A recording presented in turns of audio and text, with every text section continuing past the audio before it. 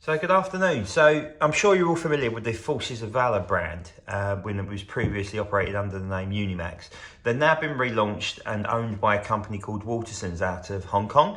And I'm sure you've all seen the Chinook review I've done probably about 6 to 9 months ago of the RAF example, which operated out of the Falklands. And they did a brilliant job on the Chinook. They're now getting back into World War II aircraft before going into 132 and jets. And they've got an extensive range of tooling. But what they're going to do is operate again and split it into two different brands. They're going to have the Forces of Valor range, which will be the standard old Unimax tooling, and they're going to have a new tooling called Metal Proud, which will be completely new tooled aircraft under a more premium brand. So these are the first three examples that have been released, and they're going to release a number of different variants in each aircraft. So going through in no particular order, you've got White 29, the F4U1 Corsair, you've got the Subaru Sakai AGM-0 from Pearl Harbour, and you've got the famous Blue Nose Abodney Petit Second P51D Mustang. So I'm going to review them singly. I'll do 3 separate videos. We're going to start off with the AGM-0 and let's have a quick look in more detail. So the first example I'm going to look at in this video is the AGM-0 of Subaru Sakai. So let's have a look at the packaging first. So the first thing notable on the packaging is it comes with a display base. So I'm sure, like I said, you've seen the Chinook review I did. It's a hard plastic display base and it really does look the part. And this is representing obviously a carrier. But also looking at the packaging, it's well secured in there. It comes without the prop, the cowling, landing gear all fitted. That will be inside the box, which I'm sure we get to in a minute. So obviously some real detail on the engine now. Be interesting to see how that fits around the engine. My first impressions around paint finish look excellent. The pad printing looks really strong. There's detail on the panel lines and so forth. But one thing I remember speaking to Vincent about was the color scheme. So the Japanese actually used like a lime paint, and when it hit the sea air, it reacted and went a greeny colour, and they've tried to replicate that, and I think they've done a really good job of that. So yeah, really secure in that. I'll give you another view for that side. On the rear of it, it's got a number of different instructions in terms of what to expect with the Forces of Valor aircraft. You've got a couple of QR codes there as well, which you can scan, and that will give you the link to the Facebook page and a little bit of detail around the aircraft. So some of the points they point out in terms of the die-cast body structure is 95% die-cast. Obviously detailed engines in terms of removable cowlings and whatnot. Obviously pad printing. You've got removable bombs, interchangeable propellers, which we'll get to in a minute, and real detail on the stand as well. So when we open it up, I'm sure I'll go into the detail with that in a second. I'll light it all out for you. So there you go.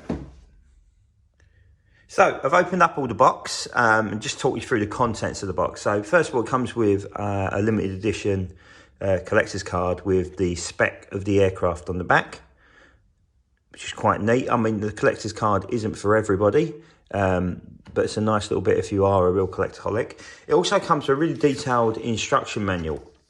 So you've got a checklist of what parts you have. And then you've got obviously how to remove the aircraft for the base. So, you know, if you are new to this is, you know, a relatively good thing to have.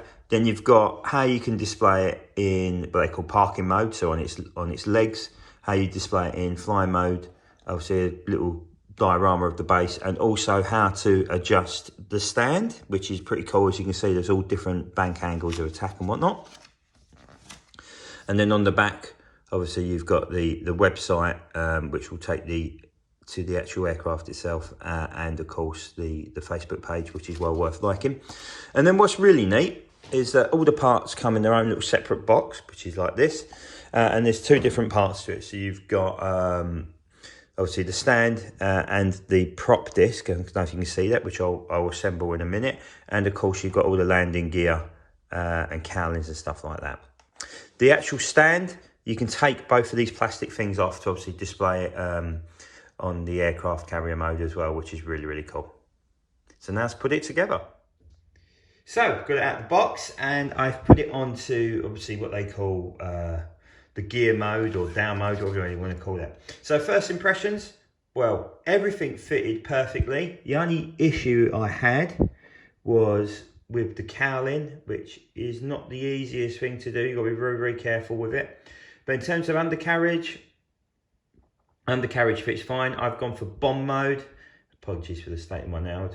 But everything fits in there lovely. And what's great about this style of model is the undercarriage. It's like a block style undercarriage. So no issues in terms of it falling out or going anywhere. The only slight criticism I would have is with the hole there, which is for the stand, there's no cover for it. I think that would have been a lovely idea to put a little cover in. Not that you'd see it in gear down mode, but you just know it's there. In terms of the paint finish, really, really good. I'll put it with a Corgi Zero in a minute, just to see a comparison. But first impressions, really, really strong. The pad printing is great. The fit is great. And the detailing is really, really strong as well. So let me go and get a Corgi Zero and put it alongside it, and we can talk through the comparisons. So here's another Corgi Zero in comparison to it. So in terms of the shape, I've down moved the Corgi because the undercarriage keeps falling out. In terms of the shape, very, very similar. Not a lot of difference, I think it's fair to say. The detailing on the Corgi is a little less subtle. It's definitely less subtle. Obviously the darker panel lines on the Forces of Valor really make it stand out a bit more. That's not for everybody, my ad. The other real difference is in terms of the cockpit. As you can see, this one bulbs up more at the front. I think that'd probably be better to show you sideways. So that there, like that. And now watch as the Corgi undercarriage one falls up. So you can see the Corgi one is certainly less higher, just in comparison there.